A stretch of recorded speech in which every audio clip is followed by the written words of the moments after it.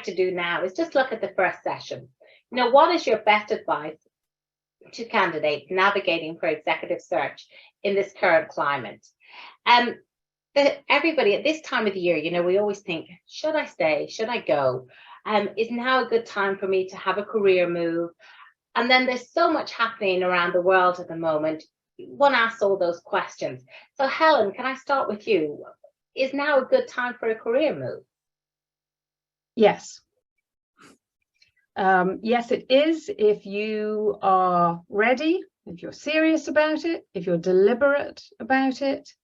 And when we say career move, right, that can mean internally. It can be this quiet hiring, which is this new buzzword, right, about just expanding your role where you are. I think someone else might come on and talk about that on the panel, internal versus external. So your first thing is, do I want to be doing something different? Am I ready to be doing something different in my career? And if that's the case, then absolutely this is a good time, because you're motivated, you're focused, and you're deliberate, because it is hard work to find a new job. I don't want to start the seminar with this is hard, but it takes time. But then if you put the time and commitment in, you get the results, right? Like anything. So yes, it's a good time. There are external factors, of course, but the things that you can control, yes, it's a good time for a career move. David, thank you very much, Helen. David, have you anything you'd like to add? I think it's always a good time for a career move if you're ready and you know what you're looking for. I think that's one of the hardest things that people have trouble with, is really determining what is my next step. And that's what we as search consultants work on all the time, is trying to identify people that know what they're looking for, that matches with what our clients are looking for. But I think we're all living in a very uncertain time.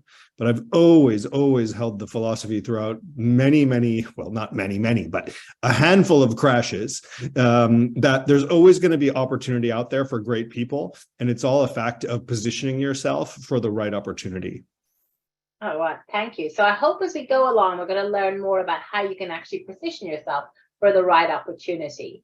So Deanne, if I can move over to you, considering many organizations will be focused on retaining top talent during this time, how can candidates best present themselves for growth opportunities within their current organizations?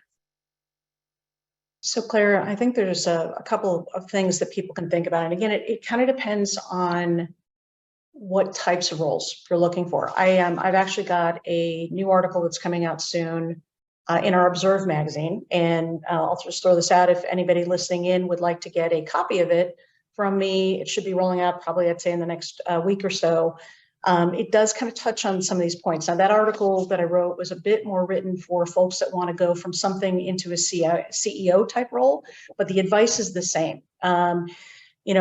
You need to think about what it is you'd like to move up to, and where are your gaps in your skill set or your experience set, and then from there start to figure out how do you start to learn or lean into that a little bit, and that may be through asking for different types of projects with your current boss or within your particular team. That could be actually trying to shadow some people in your organization or part of your network. That could also be completely outside of your organization, but actually having conversations with people who do the job you're trying to do or want to move to understand how did they get into it? Where do you have to kind of pick up some new learnings, or maybe it's certain certifications or different expertise. And that could be a little bit more work in the short term. It's a lot of research. It's a lot of networking to kind of figure out what it is you want to aspire to. But there's those kind of steps that you can definitely be a part of. And maybe it's raising your hand a little bit more often to say, I'm open to a side project or some additional responsibilities to your boss, to your team, to say, because I want to move into blah, blah, blah area. So there's several different ways you can do it, both within your organization and externally, to kind of know what you need to do to move up. Well, thank you, Deanne, for that, because while I've been listening to talking about things that we can do, I actually just think about our own BlueSteps, and a lot of you that are on this call today are actually members of BlueSteps, and if you're not, I do encourage you to join. But BlueSteps actually has an executive career services, and part of that is you can actually look and connect with coaches, because sometimes we always want to have a coach to help us and ask those questions and sort of peel back and see where do we want to go and help us decide, because Helen very rightly said, now is the right opportunity. Now is the time if you're ready for that move. So I do encourage you to check out BlueSteps if you're interested in any coaching that we do have available for that. And let me move over now, David, and ask you the current landscape regarding executive search. Where do you see the executive job opportunities? I know you're working in startups and scale-ups. So what are the job opportunities like there at the moment? So, transparently speaking, there are fewer than there were in the first half of 2022. We've seen a number of sizable layoffs over the past few months. Everyone is expecting that there's more to come. However, there are still lots and lots of interesting opportunities in this space. And the reason for that is because there's always change. And I think there's change happening on two fronts.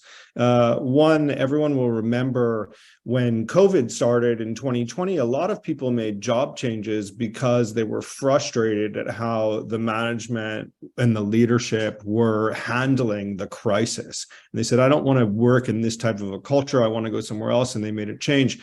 Now we're seeing that again because we're in an uncertain economic environment. So people are saying, I don't like the way my company is gearing up for this type of period of economics, and I'm going to look for something differently. Additionally, where we work, we happen to work with a lot of early stage startups, and early stage startups are still popping up left and right. There's still a fair amount of money in early stage startups. So people that are looking for a really different kind of adventure with something that, of course, involves risk, but could have huge potential, there are lots of opportunities there. So there's still plenty of change happening, which means there's still plenty of opportunities. Okay. Thank you, David, for that. And Helen, if we have a look at your sector, what are you seeing? What's the current landscape, and where are the executive job opportunities taking place?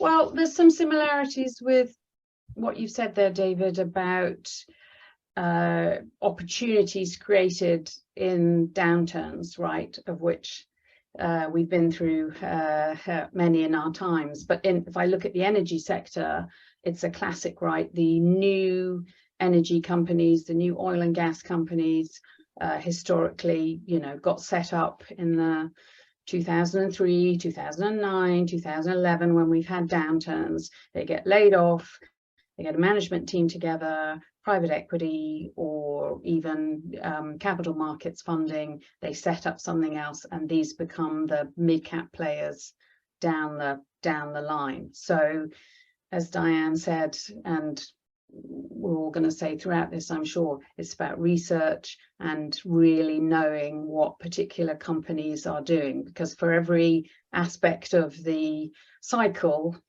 there is the top and the bottom, and the things will be happening at both ends. So if folk are laying off here, other people are creating opportunities there. So there will be, plenty to do from that perspective. Now, broadly, the infrastructure sector is pretty robust, right? It's a lovely yield business to be in fluctuating times. So that sector remains robust. And things like the energy sector, again, just reading behind the headlines and knowing the industry. You say the green sector is flying, very exciting. Yes, but there aren't a huge number of actual senior level career opportunities. It's not a highly intensive, it's capital intensive, it's not highly people intensive industry. It's not a very mature industry yet. You say oil and gas, who's moving into that sector? It's declining, but the sheer scale of it, the sheer complexity of that sector means that there continue to be exciting senior level roles in that industry. If you're a CFO, you're a chief legal officer, M&A, you don't have to have the specific sector experience, because there are people retiring, there are people moving, the chairs are moving. So that broader macro picture doesn't necessarily mean that on a case-by-case basis there aren't really interesting opportunities. Oh, thank you, Helen, for that. And I know a lot of us were working as senior advisors as well with our clients, and there's lots of new roles as well being developed. And Deanne, have you got, what is your, you're over based in the States, so maybe share a little bit about what you're seeing over there. Sure, absolutely. So I'll kind of piggyback a little bit on what David shared, but in terms of kind of current areas, since I do quite a lot of work in technology, there's still definitely, hiring happening. Yes, there's some, downsizing that's happened in some of the large publics, but the mid-size to the smaller organizations, there's still needs. There's still hiring that needs to happen. There's still positions that are critical for different organizations from a growth perspective. So there definitely is capacity there. From an industry perspective, just thinking within the technology space, there's definitely, some high points that are still pretty frothy right now. Cybersecurity, as far as solutions and consulting, ed tech, the pandemic did not hurt that market at all. And so there's still quite a lot of movement that's going on there. And also entertainment, be it digital entertainment, interactive gaming, there's still quite a lot that's going in that space as well. Now, that's not saying those are the only ones. Those are just three that I've highlighted that definitely still have some momentum. And then thinking from sort of the functional space, there's still definitely needs that are happening in go-to-market. So CEO, sales and marketing, business development, because at the end of the day, the organizations still need those people, right? They still need to get out there and continue to expand their market share. On a technical note, kind of putting on my CIO technology officer's hat, there's a lot that's going on right now in terms of there's still some companies that haven't gone through the full digital transformation. And what does that mean? And new systems and better automation, and that's cross industries.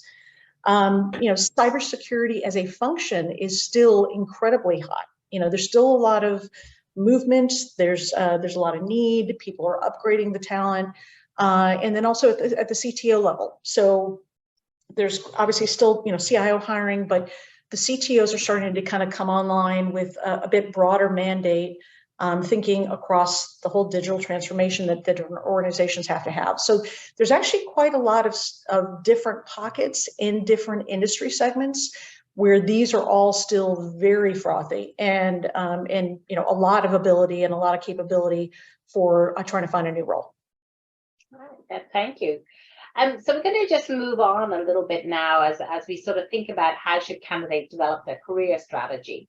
And I think if we go back to the questions there, Lisa, we have what David, if I come over to you and just say what should it do in 2023? What do candidates need to do in preparation for the job search or a career transition? Now we're getting a lot of questions as well about if I want to do a career transition within my own firm, what should I be doing? So I'd love to have any tips you have on that. Okay.